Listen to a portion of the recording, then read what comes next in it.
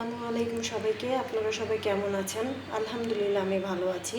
তো আজকে আমি আপনাদের জন্য একটি রেসিপি নিয়ে হাজির হয়েছি। রেসিপিটি হলো সিঙ্গারার পুর আমি যেভাবে তৈরি করি তার রেসিপি শেয়ার করছি আপনাদের সাথে।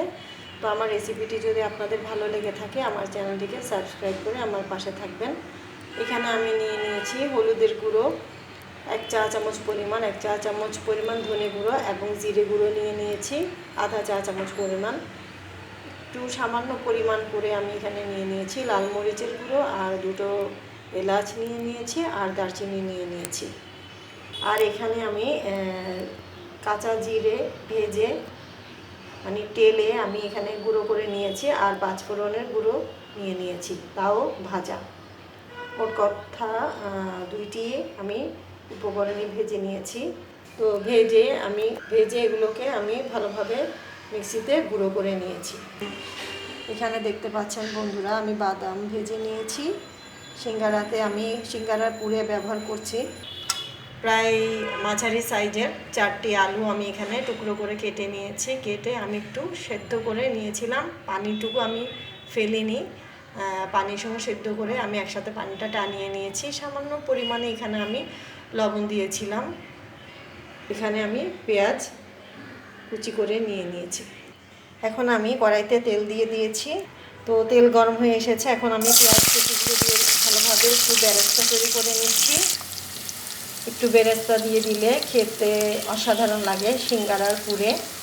আর এখানে দেখতে পাচ্ছেন আমি প্রায় 1.5 চা চামচ পরিমাণ গোটা পাঁচফোড়ন নিয়ে নিয়েছি, একসাথে আমি ভেজে নিচ্ছি। এই জায়গায় এইভাবে ভেজে নিচ্ছি, একটু লাল লাল হয়ে আসবে পেঁয়াজ। এখন আমি এখানে যে ইনগ্রেডিয়েন্টস রেখেছি এগুলো আমি দিয়ে দিচ্ছি। এই যে এইভাবে দিয়ে আমি একটু ভেজে নিচ্ছি, বেশি ভাজা যাবে না, পুড়ে যাবে। এরপর আমি একটু পানি অ্যাড করছি। আমি এখানে 1/2 চা চামচ পরিমাণ আদা এবং রসুনের পেস্ট ব্যবহার করেছিলাম, যেটি স্কিপ হয়ে গেছে, আপনারাও ব্যবহার করবেন। আধা চা চামচ পরিমাণ করে রসুন এবং আদার পেস্ট। তো এখন আমি একটু নেড়ে চেড়ে ভালোভাবে মশলাটা কষিয়ে নিচ্ছি। যেভাবে মশলাটা ভালোভাবে কষিয়ে নিতে হবে। তো আমার ভিডিও যদি কারো ভালো লেগে থাকে তাহলে অবশ্যই আমার চ্যানেলটিকে সাবস্ক্রাইব করে রাখবেন এবং লাইক কমেন্ট শেয়ার করে আমার পাশে থাকবেন। যারা অলরেডি আমার পাশেই আছেন তাদের জন্য রইল শুভকামনা এবং অসংখ্য অসংখ্য ধন্যবাদ। এখন আমি এখানে প্রায় 1 মুঠো আমি এখানে বাদাম দিয়ে দিয়েছি, চীনা বাদাম ভেজে রেখেছিলাম। তো অনেকেই পছন্দ করে, আবার অনেকে করে না। আমার সিঙ্গারার সাথে এরকম চীনা বাদাম মিক্স করে দিলে মানে সিঙ্গারার পুরের সাথে আমার খেতে অনেক মজা লাগে। আপনারা চাইলে স্কিপ করতে পারেন। তো আমার মশলা প্রায় এখানে হয়ে এসেছে। এখন আমি সেই আগে থেকে তৈরি করে রাখা আলু এখানে আমি দিয়ে দিচ্ছি। এই যে দেখতে পাচ্ছেন আমি আলুগুলো দিয়ে দিয়েছি। আলুগুলো দিয়ে একটু কষিয়ে নেব, এভাবে একটু নাড়াচাড়া করে কষিয়ে নিচ্ছি। এরপর আমি এখানে পরিমাণ মতো একটু পানি দিয়ে দিচ্ছি। জাস্ট মশলাটা একটু সেদ্ধ হওয়ার জন্যই পানিটা দিব। এই সামান্য পরিমাণে পানি, যেই প্লেটে আমি রেখেছিলাম যে মশলাগুলো ওটাতেই আমি দিয়ে দিয়েছি। অল্প পরিমাণে পানি দিয়ে আমি এখন এগুলোকে ভালোভাবে পানিটা শুকিয়ে নিচ্ছি।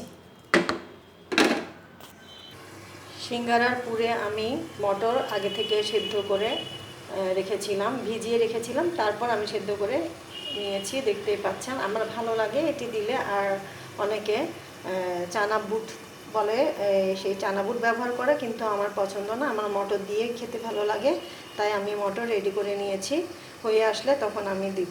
এখন সেই যে কষিয়েছিলাম আলুগুলো সে ভালোভাবে হয়ে গেছে। আমি একটু করে এভাবে করে দিয়েছিলাম যাতে একটু ভাঙা ভাঙা হয়ে যায়। তো এখন হয়ে যাওয়ার পরে এখন আমি যেটি করব, এখানে কিছু পেঁয়াজ কুচি, কাঁচামরিচ কুচি এবং ধনেপাতা কুচি দিয়ে দিচ্ছি। দেখতেই পাচ্ছেন এই যে আমি এখন দিয়ে দিয়েছি। তো দিয়ে এরপর আমি এখান থেকে 1 মুঠের মতো মটর দিয়ে দিলাম, দিয়ে ভালোভাবে নাড়াচাড়া করে নিচ্ছি। এই যে দেখতেই পাচ্ছেন নাড়াচাড়া করে নিচ্ছি। তো নেওয়ার পর আমি এখন প্রায় এগুলো হয়ে আসছে। এরপর আমি যেই গরম মশলা ভেজে রেখেছিলাম মানে 5 ফোড়নের গুঁড়ো যে ভেজে রেখেছিলাম, ভেজে গুঁড়ো করে নিয়েছিলাম, আর জিরে ভেজে নিয়েছিলাম, মানে ভেজে আমি গুঁড়ো করে নিয়েছি। দুটো উপকরণই দেখতেই পাচ্ছেন। এরপর আমি এখানে দিয়ে দিচ্ছি। এটার ফলে স্বাদটা অনেক বেড়ে যাবে। এখন আমি ভালোভাবে নাড়াচাড়া করব, কিছুক্ষণ রেখে চুলা থেকে নামিয়ে নেব। তো প্রিয় দর্শক, আমার সিঙ্গারার পুর তৈরি হয়ে গেছে। আমি এই ভিডিওটা 2টি পর্বে করেছি। আজকে আমি প্রথম পর্ব আপনাদের সাথে শেয়ার করব। আর আমার ভিডিওটি ভালো লেগে থাকলে লাইক কমেন্ট শেয়ার করে দেবেন। আর যারা আমার ভিডিওতে সাবস্ক্রাইব করে আবার সাবস্ক্রাইব উঠিয়ে নিচ্ছেন, এটি করলে দুইজনের চ্যানেলেরই অনেক বড় ক্ষতি হয়ে যায়। এটা বোঝার চেষ্টা করে যদি সাবস্ক্রাইব নিয়মিত করে মানে ভিডিও নিয়মিত দেখে থাকেন, তাহলে দুইজনের চ্যানেলের জন্যই খুবই ভালো। তো ভালো থাকবেন সবাই। ইনশাল্লাহ আগামীকাল আমি আরেকটি ভিডিও নিয়ে আসছি, সিঙ্গারা বানিয়ে আমি আপনাদেরকে দেখাবো ইনশাল্লাহ। তো ভালো থাকবেন সবাই, আমার জন্য দোয়া করবেন। আল্লাহ হাফেজ, আসসালামু আলাইকুম।